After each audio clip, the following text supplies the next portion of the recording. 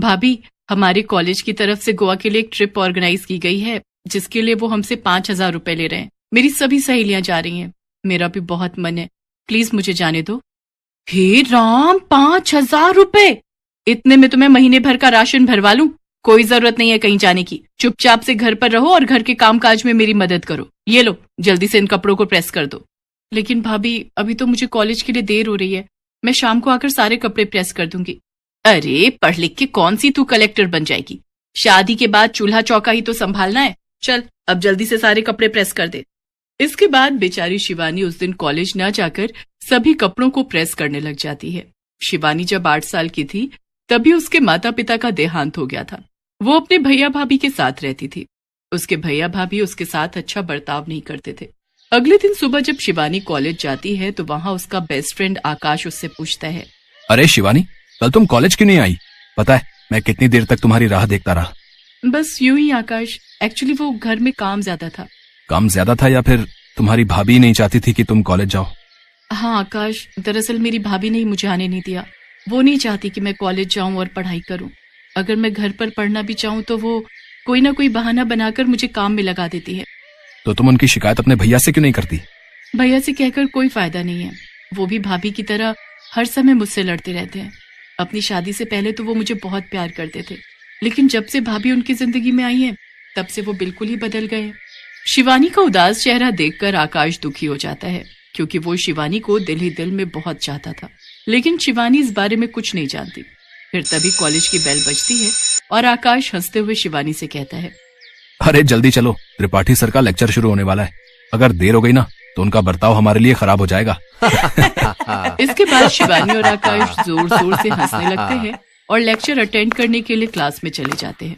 ऐसे ही कुछ दिन बीत जाते हैं। फिर एक दिन आकाश शिवानी को अपनी कार में उसके घर छोड़ने चला जाता है, लेकिन गाड़ी से उतरते हुए नैना उसे देख लेती है और शिवानी के घर पहुंचते ही कहने लगती है, ये कोई वक्त है घर आने का? तुम्हारे अंदर कुछ शर्म बची है या नहीं? भाभी, आप इतना नाराज क्यों हो रही हो? 1 घंटा ही तो लेट हूँ। आप तो ऐसे चिल्ला रही हैं जैसे 2 दिन से कहीं गायब हूँ। मुझसे जुबान लड़ाती हो? अगर आज तुमसे 1 घंटे का हिसाब नहीं लिया ना तो कल से 2-2 दिन भी गायब रहने लगोगी। अब जो मैं पूछ रही हूँ उसका सीधा सीधा जवाब दो। भाभी, कल से मेरे एग्जाम शुरू होने वाले हैं तो लाइब्रेरी में बैठकर पढ़ाई कर रही थी। घर पर तो आप मुझे पढ़ने नहीं देती, किसी न किसी काम में लगाए रखती हैं।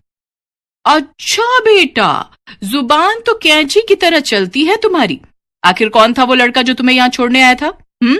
वो मेरे कॉलेज में मेरे साथ ही पढ़ता है। आज पढ़ाई के चक्कर में थोड़ा लेट हो गई थी, इसलिए वो मुझे घर ड्रॉप करने आया था। आजकल बड़े पंख लगे हुए हैं तुम्हारे। आज किसी के साथ रात को घर आई हो, कल किसी के साथ शादी करके आ जाओगी, तो क्या इज्जत रह जाएगी हमारी? आने दो तुम्हारे भैया को, उन्हें भी तो पता चले क्या गुल खिला रही है उनकी बहना। शिवानी नैना को समझाने की बहुत कोशिश करती है कि जैसा वो सोच रही है ऐसा कुछ भी नहीं है, लेकिन नैना शिवानी की एक नहीं सुनती और अपने पति मयंक के घर आते ही शिवानी के खिलाफ उसके कान भर देती है। अगली सुबह शिवानी जैसे ही तैयार होकर कॉलेज के लिए निकलने लगती है, तभी मयंक उसे रोकते हुए कहता है, शिवानी, आज से तुम कॉलेज नहीं जाओगी। लेकिन क्यों भैया, आज तो मेरा एग्जाम है। अरे बहुत कर ली तुमने पढ़ाई, अब घर पर रहकर घर के कामकाज सीखो। इससे पहले कि तुम हमें कहीं मुंह दिखाने लायक नहीं छोड़ो, उससे पहले ही हम तुम्हारी शादी कर देंगे। शादी? इतनी जल्दी भैया? नहीं भैया, जब तक मैं पढ़ाई पूरी नहीं कर लेती तब तक मैं शादी नहीं करूंगी। शिवानी, तुम्हें पता है ना, मैंने एक बार जो फैसला ले लिया सो ले लिया। कल शाम तुम्हें देखने लड़के वाले आ रहे हैं, तुम तैयार रहना, हम जल्द ही तुम्हारी शादी कर देंगे। शिवानी अपने भाई को समझाने की बहुत कोशिश करती है, लेकिन मयंक उसकी बिल्कुल नहीं सुनता। और उधर कॉलेज में बैठा आकाश कब से शिवानी की राह देख रहा होता है। एग्जामिनेशन हॉल में शिवानी के न आने के कारण आकाश भी वहां से बिना पेपर दिए ही चला जाता है। एग्जाम खत्म होने के बाद शिवानी और आकाश की दोस्त निधि आकाश के पास आकर बैठती है और उससे कहती है, आकाश तुम पागल हो गए हो क्या, जो बिना पेपर दिए आ गए? निधि यार, आज शिवानी कॉलेज नहीं आई, मुझे कुछ ठीक नहीं लग रहा। क्या तुम उसके घर जाकर पता कर सकती हो कि आखिर बात क्या है? हाँ, क्यों नहीं, चली जाऊंगी मैं। लेकिन ये तो बताओ, जब तुम शिवानी से इतना प्यार करते हो तो उसे बोल क्यों नहीं देते? हाँ, तुम सही कह रही हो। अच्छा, उसको जाकर बोलना कि कल सुबह मुझे पहाड़ी वाले मंदिर पर मिले। इसके बाद निधि सीधा शिवानी के घर जाती है और उसे आकाश का मैसेज दे देती है। अगले दिन सुबह शिवानी आकाश से जाकर मंदिर में मिलती है और रोते हुए उससे कहती है, आकाश, मेरे भैया भाभी जबरदस्ती मेरी शादी एक अनपढ़ तलाकशुदा मर्द के साथ कर रहे हैं, और तो और उसके 2 बच्चे भी हैं। क्या? लेकिन वो ऐसा क्यों कर रहे हैं? क्योंकि उसके पास बहुत पैसे हैं और उन्हें लगता है कि अगर मेरी शादी अमीर घर में हो जाएगी तो उन्हें भी किसी चीज की कमी नहीं होगी। निधि ने मुझे सब बता दिया है और अब इस दलदल से निकलने का सिर्फ एक ही रास्ता है कि तुम अपने भैया भाभी का घर छोड़ दो। लेकिन फिर मैं कहाँ जाऊंगी? भैया के अलावा इस दुनिया में मेरा है ही कौन? तुम मेरे घर चलो शिवानी, मैं सच कह रहा हूँ, मैं तुम्हें कभी किसी चीज की कमी नहीं होने दूंगा। लेकिन आकाश, तुम्हारे घर पर इस तरह रहना लोग क्या कहेंगे? तुम्हारे घर वाले क्या सोचेंगे? नहीं, मुझे ठीक नहीं लग रहा। शिवानी, आज हम मंदिर में खड़े हैं और मैं भगवान के सामने तुमसे कुछ भी झूठ नहीं कहूंगा। मैं तुम्हें बहुत प्यार करता हूँ और जिंदगी भर तुम्हारे साथ रहना चाहता हूँ। क्या तुम मुझसे शादी करोगी? शिवानी, मैं भगवान को साक्षी मानकर उम्र भर तुम्हारा साथ निभाने का वादा करता हूँ। तुम्हें हर हाल में खुश रखूंगा और हमेशा तुम्हारा साथ दूंगा।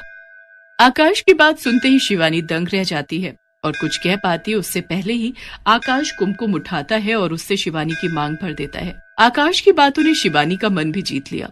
शायद उसे जिंदगी में पहली बार किसी ने इतना प्यार दिया था और वो राजी खुशी आकाश के साथ मंदिर में अग्नि को साक्षी मानकर शादी कर लेती है। शादी करने के फौरन बाद शिवानी आकाश के साथ अपने घर पहुंचती है तो उसकी भाभी उसको देखते ही जोर जोर से छाती पीटने लगी। हाय राम, ये क्या कर डाला इस लड़की ने? हमें कहीं मुंह दिखाने लायक नहीं छोड़ा। जिस बात का डर था वही हुआ। इस लड़की ने हमारे मुंह पर कालिक पोत दी। अच्छा, जब तुम पैसों की खातिर मेरी उस तलाकशुदा बच्चों के पिता से शादी करवाने जा रहे थे तब कुछ नहीं, और अगर मैंने अपनी पसंद के लड़के से शादी कर ली तो तुम्हारे खानदान की इज्जत मिट्टी में मिल गई। शिवानी, ये तुमने अच्छा नहीं किया। अब निकल जाओ मेरे घर से और फिर कभी मुझे अपनी शक्ल भी मत दिखाना। आज से तुम हमारे लिए मर गई। मर तो मैं आपके लिए उसी दिन गई थी भैया जिस दिन भाभी ब्याह कर इस घर में आई थी। बस ये बात कहने में आपको कई साल लग गए। इसके बाद आकाश शिवानी को अपने घर लेकर जा रहा होता है।